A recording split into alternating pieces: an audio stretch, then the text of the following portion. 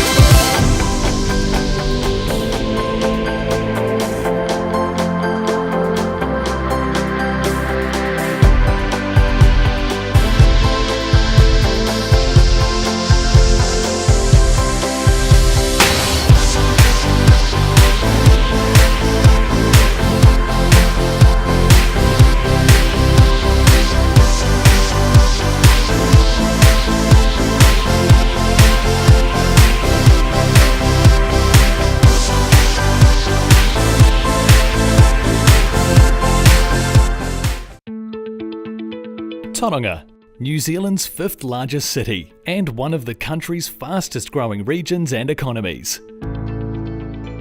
The past decade has seen rapid growth in our city, and with rapid growth comes pressure on our key infrastructure. Tauranga City Council is constantly working to meet the needs of our growing community, and one of our largest current projects is the Southern Pipeline, a large wastewater pipeline that will redirect a portion of the city's wastewater to a second treatment plant. Currently, much of the city's wastewater is being treated at Chapel Street Wastewater Treatment Plant. The steady growth of our population is putting pressure on our infrastructure. If not managed, this could be a risk to our city and our environment, as it increases the potential for sewer overflows into the harbour.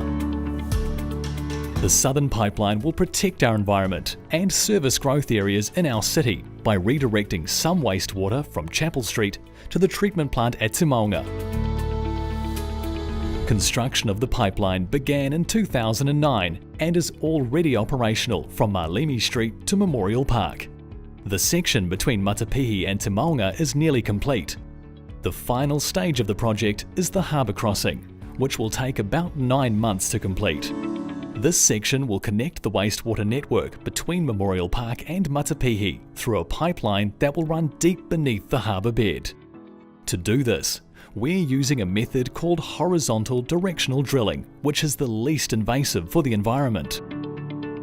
The harbour crossing is being constructed with the highest quality equipment and technology, with 3 layers of containment. Before the drilling starts, long steel pipes will be pushed into the soil below the harbour bed. These are outer steel sleeves that will protect the harbour during drilling. Inside that is the second layer, a specially coated steel pipe with a lifetime of 100 years. Within that steel pipe is the third layer, the polyethylene pipe, which will carry the wastewater. Council will be able to monitor the pressure inside these pipes and quickly shut down the operations if required. Work sites have been established on both sides of the harbour, with drill pits excavated at each end. Drilling will start from the end of Matapihi Road from dry land 30 metres from the shoreline. The drill will enter the ground and tunnel 10 metres below the harbour bed and continue to a depth of 25 to 35 metres, well away from any marine life that may be in the water or soft sand. It will resurface at Memorial Park before winching the steel casing pipe back through to Matapihi. The wastewater pipe will be pushed through inside the steel casing pipe, completing the harbour crossing and connecting the southern pipeline. The pipeline will be tested and monitored by contractors for a number of weeks before it becomes fully operational in December 2017. Once completed, the southern pipeline will provide essential infrastructure to our growing city, supporting growth and protecting our environment.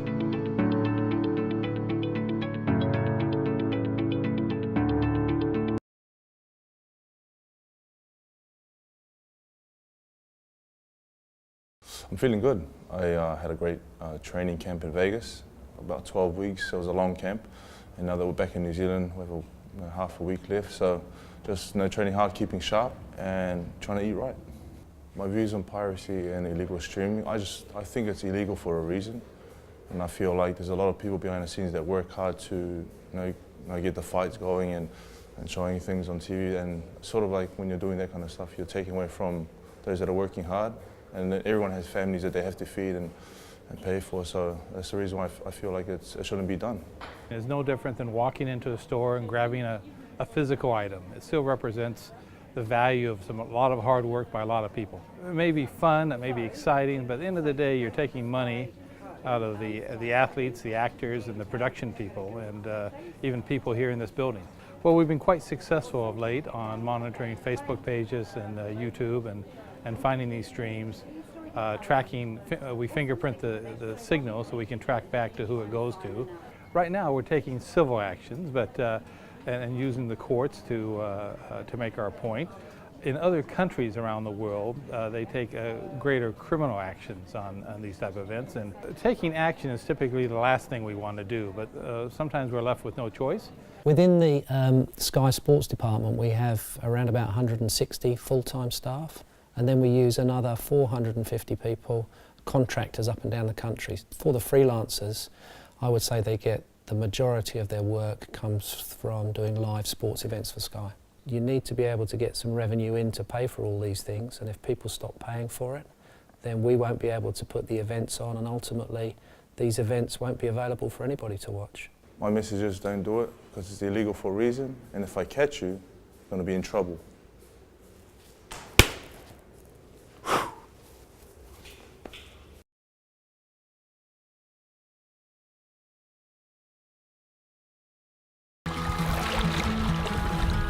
On our land and in our communities, Ngāti Tuwharetoa represents a diverse group of whānau with skills, aspirations, abilities and experience across all aspects of life. Lake Taupo Charitable Trust was established in 1997 as a subsidiary of the Lake Taupo Forest Trust. Our core business is to provide direct benefits to Lake Taupo Forest Trust beneficiaries. We also have a key focus on supporting other Tuwharetoa charitable organisations to deliver effective benefits to their registered members. Currently, Tuwharetoa whānau can apply to several trusts for support and grants such as education and kaumātua grants. But with the different trusts and processes, different timings and requirements, and the lack of information sharing, the current situation has created a number of problems for our whānau. And we've come up with several or many problems, and it's who and where do they apply for grants, multiple application forms, the amounts of funds have been applied for, and all this adds to disengagement of our people. I think a lot of our people, especially our younger ones, wouldn't even know where to start, what to do. I don't know what to do when I get to the bank. Oh, I'm not going to bother. Don't go, don't have any money, don't apply for further education, and it stops, you know. Well, yeah, applying through different trusts was a bit hard because you have to pretty much, they got all the info there, but you have to rewrite it, do all the different stuff into the whole different trust where it's all the same. And we're all Tuwharetoa, so it's all under their one umbrella, but if there was one, it would be pretty much easy just to apply the once. We still have to put up with having to go here, having to go there, having to re-register and all of that sort of thing to be able to get what we're entitled to. The current situation is causing our whānau to disengage. It is an overwhelming process for our kaumātua and rangatahi applying for the grants that they need. So what is the solution? We need to provide whānau with a clear starting point. We want to streamline the application process, making it easier for our beneficiaries to access the funding and grants on offer. Lake Taupo Charitable Trust has worked alongside Deloitte to develop a solution that simplifies the process and will better engage our whānau. We believe Te Herenga o Tuwharetoa will offer significant benefits, cost savings and efficiencies for all whānau and participating trusts. As a registered charity, Te Herenga o Tuwharetoa will be set up to provide one point of contact for applicants, one funding application for one type of grant, building an efficient operating system and better delivery of services, and one payment made on one date via one organisation, as opposed to the current situation where separate payments are made for each grant approved. The model that we have presented specifically is aimed to increase the mana or the control of these trusts. The participating trusts will become shareholder owners of what we have set up as a corporate trustee, and collectively those participating trusts as members of the corporate trustee will have a seat at the table of the governance of the entity, and will then all have a say in how things are operated, and will also ensure that the way that the services are delivered, that those trusts will be able to keep their unique identity with their beneficiaries, ensuring that when beneficiaries do participate, they'll know exactly who has provided that benefit to them, and be able to acknowledge and thank and give credit where credit is due to those trusts. Yeah, I just think by simplifying the program, making it more efficient, it's just going to work, it's just going to roll through, and our people are going to enjoy it. And really at the end of the day, that's what we're here for. We do believe that together we can do more, and hopefully that this project and this opportunity will be able to provide those results for Tuwharetoa. Many of our whānau are doing great mahi and deserve to access all the support that is available. We have a duty to make this process as easy and accessible as possible. Setting up Te Herenga o Tuwharetoa will provide lasting benefits for our whānau e ngā uri o Tuwharetoa.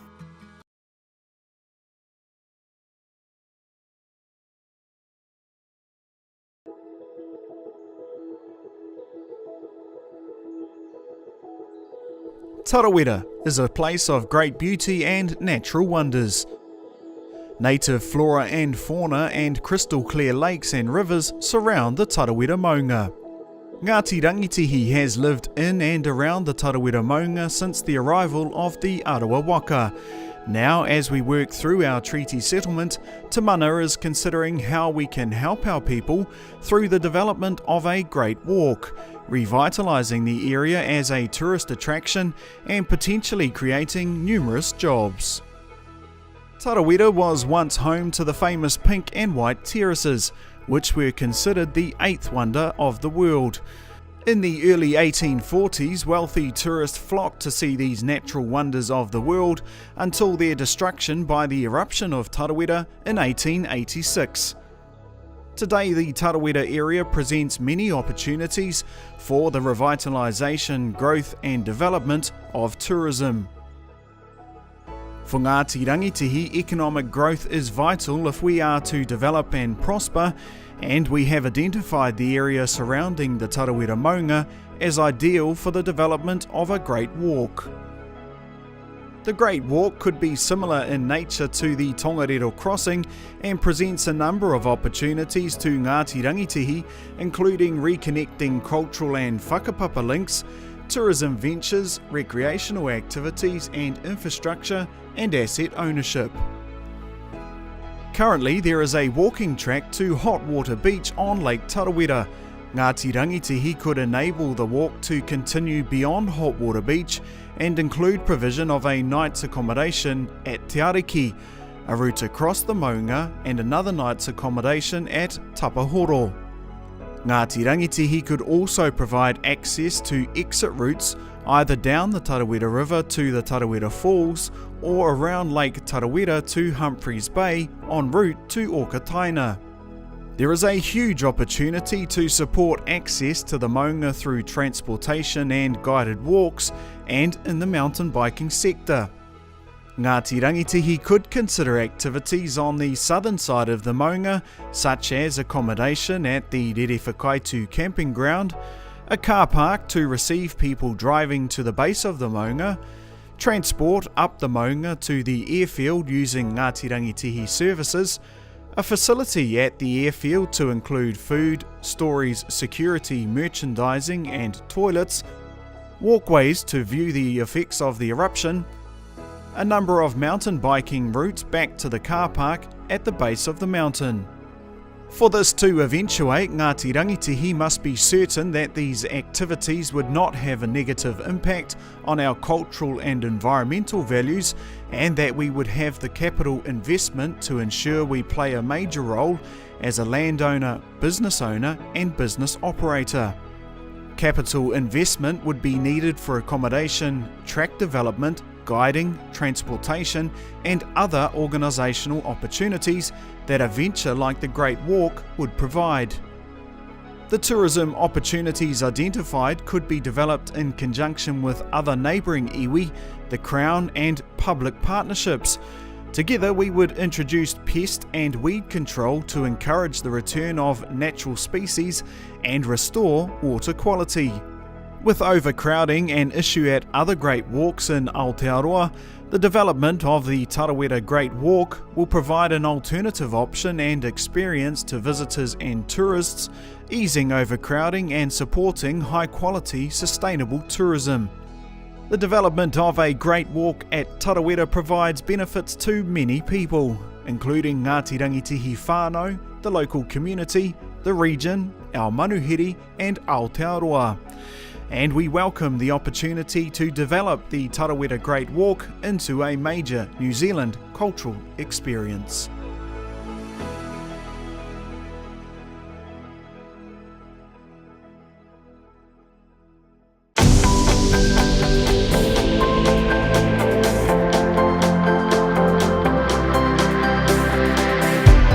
Kia ora and welcome to Campbell Square Communications. Here we like to look after each other, and manaakitanga is at the heart of what we do.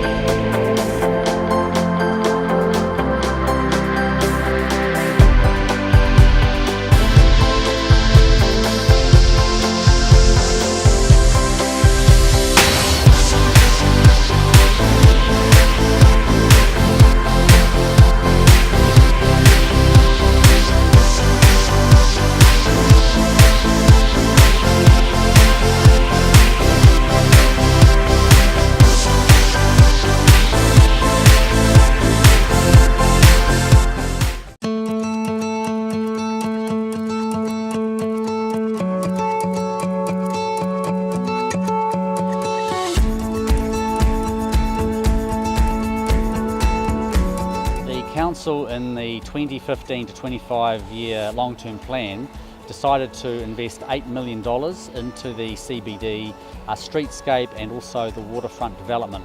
And so this is $3.2 million worth of that $8 million. And I think it's an investment well worth making for the development and the vibrancy of the CBD. The project at the moment really consists of two key components. The new pier, which is for viewing. It provides access from the water via a new pontoon, and includes a jump platform or a dive platform, which will hopefully attract and enable people to swim and engage with the water in a direct way. And then the second component is the tidal stairs, which is the way we propose to kind of transition from the existing water's edge promenade down to the water itself. So when we developed the design, we didn't want to just have some plain concrete steps. We wanted to make sure that there was some added vibrancy to the project, and so we've utilised two New Zealand artists, one to etch and to paint along the steps, and the other one to add some LED lighting, which is going to be able to be changed as the mood dictates. It seemed like a really bold thing for Tauranga Council to do, to go, oh yeah, we want to get people to the water. It's going to be called access to, they really made it really clear, access to water. Proposals are sought to get people to come here, to the water. Because it was a really interesting thing. And then walking along here, you realise why it's not really the draw, there's not the pull from, and it's so close to the city. It's really important that the public can access art rather than necessarily just going to an art gallery, for example. The fact that it's right here on the waterfront is going to be very accessible to everyone. It sort of collides people with art that they wouldn't normally collide with. Even that they will see this, someone will think, oh, they'll just ask, is that art? And it's kind of a nice thing because it's also in their lives. It'll become every day, especially people who walk past and bike past. It'll become really normal, and I really like that art might become normal for them, and it's just this everyday thing, so it doesn't become scary.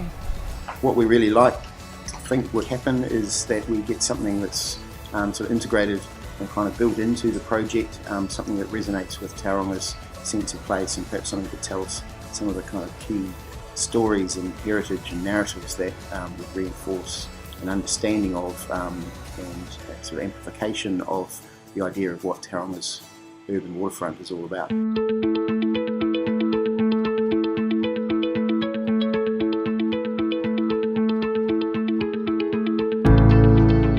I mean, the space where the land meets the sea is the most transitional space we ever normally get in our experience, and it's when two different environments that are totally alien like that meet, they kind of throw up different things and affect each other a lot. So Wash is actually a lighting and sound installation that's driven entirely by waves and by the tide, and what it does is it takes the movement of the sea and detects it, and then translates that into light and sound that moves along the pier and washes into the city. And on quiet nights when it's quite calm, it'll be a very small, quiet, sort of like low energy, quite ambient feeling installation. And on other nights when there's storms or a lot of wind and there's a big surge or a chop or there's really high tide, it'll be a great big surges of light and sound passing along the pier into the city.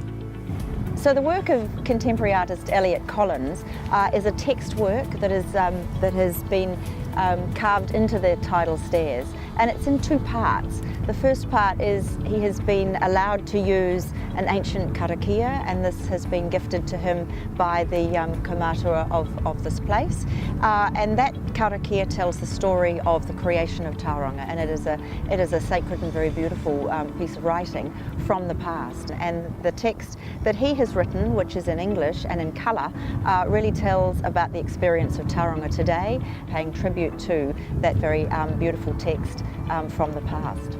I think it was important that the karakia was under my care for while I was using it. I think it was really important and really gracious of Piri to kind of okay it. And he said, and I guess I was explaining to him as well, even about the steps. I was like, oh, you know, they're going to be forever and it's permanent. And he just sort of looked at me very kindly and said, oh, nothing's forever. And I was like, oh, that's some wisdom. So I'm like, I'm going to just listen to this man and just go with whatever he says. So his input into the project has been kind of incredible and valuable. I like that it's funny to think a submerged artwork I mean, we had discussions with the designers. Oh, should we took the top 3 steps so people can see it all? And I said, no, it's going to be a long term. You have to come back. So although I'm being hopefully it's generous, that it's just there and bright and easy to read, but there will be things like at high tide you won't be able to read all of it, and so it's quite cool because people will come back here again and again and get used to it, and yeah, hopefully they may memorise it. Imagine that. Really good. Yeah. Up until now, on the Tauranga waterfront, all you could do is just look at the beautiful harbour. You haven't been able to access it. So now with these steps, we can actually access, we can touch the harbour, people will be able to go swimming. I'm looking forward to bombing off the bombing platform. That will be a bit of fun. And just generally enjoying the harbour to a much greater degree than we are able to at the moment. When the Harry McCleary sculptures were unveiled, which was 2 years ago in July, we directly benefited from, as our business with the cafe, we directly benefited from people coming to see the sculptures, exploring the city centre further and finding our cafe.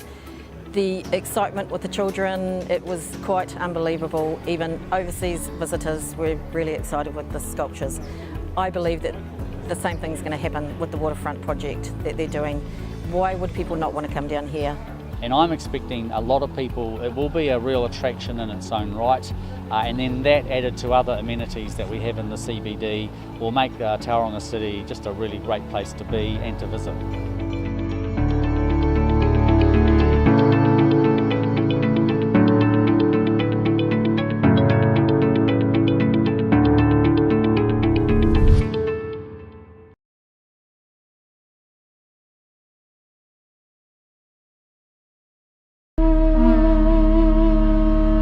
Whānau arata, ko rā taimatunga I te awa ki to tōpu koe whiti mate, maranga mai e nuku e te tāngarangi whānau, tu mai te toki o hau e, hui e, tai e.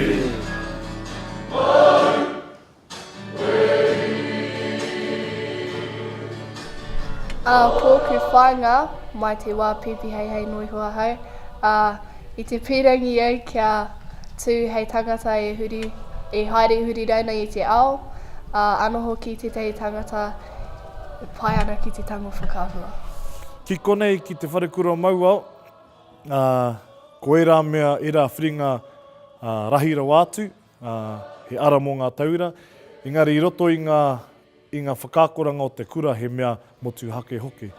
Toko iti ngā taura ki roto I te krahe, ko te krahe ka whaia te pūmanoa, te whatumano o te taura, ko ngā mahi whakāko ka hāngai pū ki te taura nō reira, kau ki tērā kōrero ko te pūtake o te kura, ko ngā tamariki mokopuna nō reira, aratnā mea motu hake ki tēnei kura. Ahakoa ngā mahi hākinakina e pai tonu ngā mahi mātauranga ki konei. Nō reira ka āwhina tēnei kura I a koe te whakaputa o mohiotanga o te reo Māori, anō hoki te piki o mohiotanga mō ngā mea katoa e pāna ki te ao Māori. Kei te kitea whānui tia tātou, ko ngā raraunga e pehi nei te ahotanga o te reo Māori ki te iwi Māori. Nō reira ko ngā tino hua o te kura pēnei, ai ki ngā kōrero, ki ngā raraunga, ki te kore he reo, ka kore he ahurea, ka kore he tangata, nō reira ka kore te iwi Māori. Ara tētai tēno kaupapa ko whakatōkia e mātou ki te ngākau o te taura. Ki oku whakaro ko te reo Māori tētahi mea nui e karihi o riti ki wera atukura. Tēnei mea te reo Māori tētahi mea ka ngāka nui mata ngā tauira ki te ako, kia pai ake I ngā whiwhinga mō te wāka mutu te kura. Ko te puta ki ngā whare wānanga, ko Autaukau tērā, ko Masi tērā, he nui ngā kaupapa hākinakina, he nui ngā kaupapa kapahaka, e rā tuahuatanga katoa. Ko ngā mahi ki tā wāhi, ko Stanford tērā, tētai o ngā tino haerenga I tērā tau. I tēnei wātonu, ko tētahi o ngā tino kaupapa, ko te STEM, me te CAST, e rā āhuatanga o te hangarau. Hei aha, O hei pai ngatu mō ngā tamariki mokopuna kia mōhio he ao whānui ki waho atu i te kura. Nō reira, pērā tonu nā āheinga o tēnei kura ki ngā kura auraki. He orite tonu ngā mahi. Ngā mahi whakaari me ngā mahi kiriata. Nā reira ko tētai oku hiahia kia haere ki tētai kura e mahi e rā mahi ara te whakaari, rite ki te toi whakaari.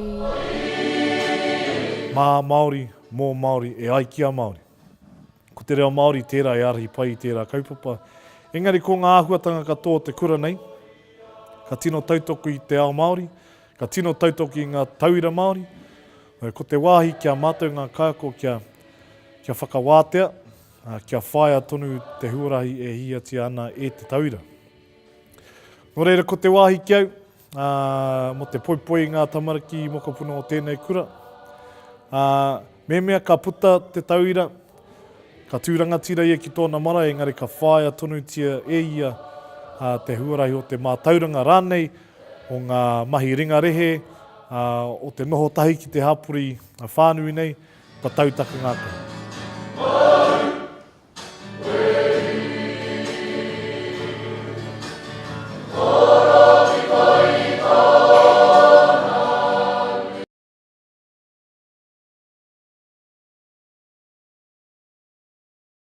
Earth to Sky is a strong business with a really unique offering that sits really well within Ngāi Tahu Tourism's portfolio.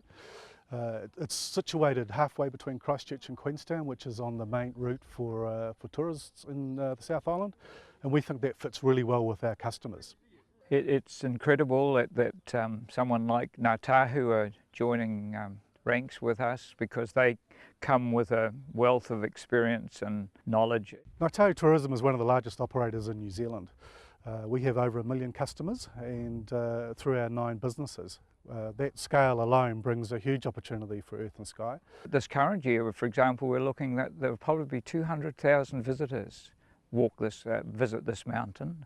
University of Canterbury, Mount John Observatory, which is it's the view, the atmosphere, the earth and the sky and the beautiful lake that makes it important. Night sky is different in Tokyo. It is bright. You can count number of stars on clear night, about 10. But here in New Zealand, you have millions of stars you can enjoy every night. It is normal for Kiwis, but it's not for other people living in other places. For 10 years we've been a family here, a very close family. And Ngāi Tahu have a very family type culture which fits well with our thinking. This is a treasure of New Zealand, and I would like to keep it for children and grandchildren. This joint venture is a great fit for Ngāi Tahu Tourism. We're excited about the opportunities that were going to come from this partnership. Earth and Sky have built up an amazing business over the last 10 years, and really is about how we can take that business forward together in this partnership. It is wonderful to walk along with Ngāi Tahu Tourism and preserve the dark environment for everyone. There's a wealth of leadership, experience, mana, all sorts of things that will really be of great benefit to Earth and Sky. This purchase is an ideal fit for Ngāi Tahu Tourism.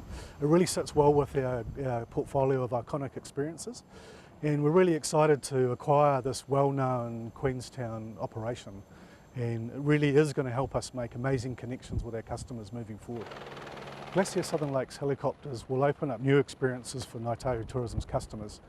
It really does give us the opportunity to connect our customers to and from our stunning locations here in Queenstown and in Franz Josef on the west coast. Ngāi Tahu Tourism is a leader in the industry, and this is a great opportunity to grow Glacier Southern Lakes helicopters, together with all the existing Ngāi Tahu Tourism brands. Glacier Southern Lakes Helicopters has a superb reputation for delivering amazing experiences to their customers, and that fits really well with what we do at Ngāi Tahu Tourism. Really good fit for Ngāi Tahu Tourism, and it's really going to add to our businesses we already have here. Dart Stables has access to some of the most unique country in New Zealand. It's a really awesome opportunity for our customers to experience it up close and personal. The Chinese market is an important focus for Ngāi Tahu tourism and it continues to grow. We know that this type of experience really fits well with our Chinese customers and I know that they'll be excited about experiencing this themselves. The Dart Stables offers clients, horse riders, a wonderful experience here in this beautiful part of New Zealand. Just up the road from Paradise, we have some tremendous scenery. We've got some beautiful riding areas, over 200 acres of riding areas, and it's all within Lord of the Rings country. Dart Stables is a whānau-owned business that's been operating here in Glenorchy since 1992. They have 60 horses and a great team that deliver amazing experiences here. Glenorchy is the gateway to Fiordland and the Mount Aspiring National Park. This is a really important place for Ngāi Tahu and it gives us the opportunity to add those Ngāi Tahu legends and those Ngāi Tahu stories about this place to the experience. Dart Stables, I believe, has been so successful by a real passion for the industry, and it's been a family-run business, and we're really glad to see it being handed over to another family, although a little bigger than ours. Ngāi Tahu tourism is all about delivering world-class experiences. The experience here at Dart Stables is amazing, and we just look forward to building.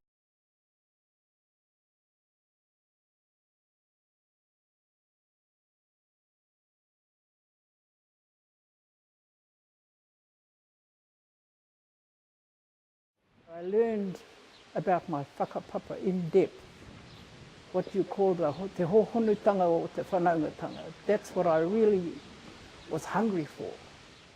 And I learned that through these treaty claims. And I learned who my real whānau was. And it wasn't just here in Te Wairoa, it's whānui.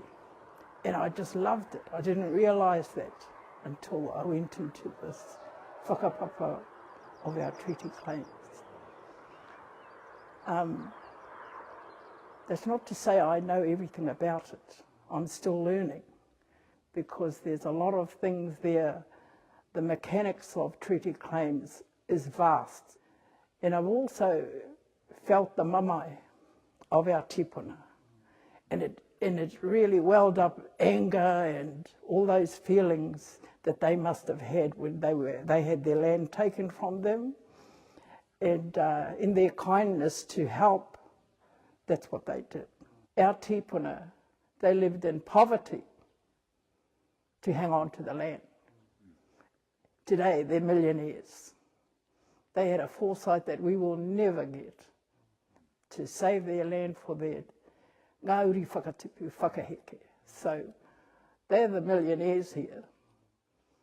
They're the entrepreneurs.